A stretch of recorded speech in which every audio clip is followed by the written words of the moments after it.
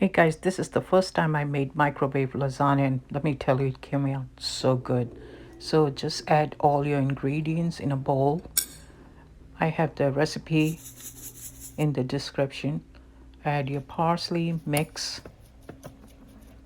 Then in a microwave dish, add the marinara sauce. No boil lasagna noodle. Make sure they are no boil lasagna noodles. Add your ricotta cheese mixture, mozzarella cheese.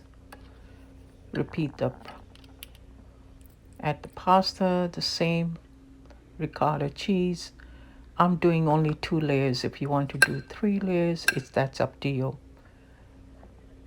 And then you microwave. Let me tell you guys, you should try this recipe. It tastes so good.